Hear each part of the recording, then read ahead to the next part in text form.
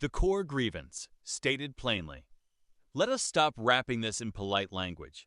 In country after country, native-born citizens, including the most educated and globally aware, stare in disbelief as the highest offices of local governance, the positions that ought to be the guardians of our shared heritage, our collective interest, and our future as a people, are handed over to those who were not born here, who did not grow up in our midst, who have no ancestral stake in this land.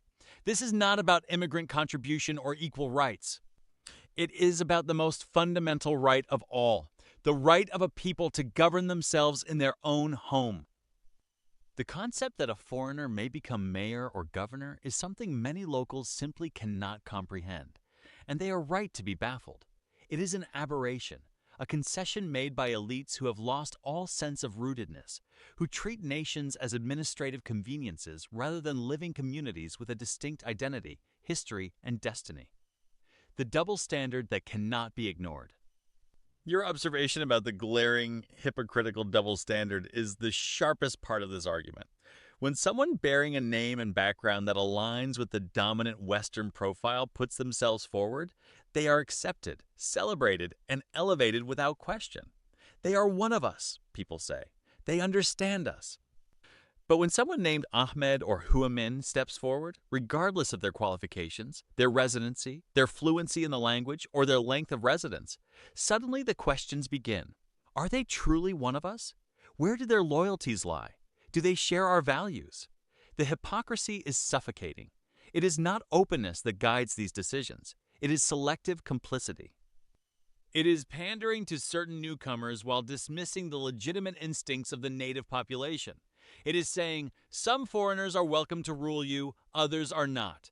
And it is the native citizen, whose ancestors built this place, whose families have lived here for centuries, who is expected to nod along, be nice, suppress their alarm, and surrender authority in the name of a hollow, one-sided tolerance. Why this is not progress. It is surrender. We are told this is inclusion. It is not.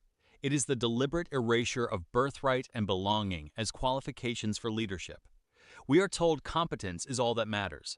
That is a lie. Competence can be hired. Stewardship cannot. A foreign governor may administer the laws, but they cannot feel the weight of the history beneath those laws. They cannot carry the collective memory of the community they govern. They will never be held accountable to the same standard because when things go wrong, they can always leave. This is our land, our country, our future. No one should be permitted to hold the highest public office who does not have nowhere else to go. The time to stop pandering. This is the radical conclusion. Politeness has become a form of surrender. We have been taught to silence our own voices, to suppress our sense of ownership, to apologize for loving our own people and our own land above all else. We are told to be generous with power, generous with what is not ours to give away. Power belongs to the people who belong here. It belongs to those who are of this soil, not those who have merely arrived upon it. It is time to stop being nice at the expense of our own self-determination. It is time to stop pretending that origin does not matter. Origin is everything. It shapes your loyalties, your instincts, your understanding of what is at stake. If we cannot reserve our highest local offices to those born among us, if we cannot say clearly and without apology, this position belongs to someone who is truly one of us, then we have already ceased to be a nation. We have become merely a piece of territory, open to whoever wishes to govern it, while the native people are reduced to residence in their own home. This is not hatred. It is self-respect, and without self-respect, no people can survive.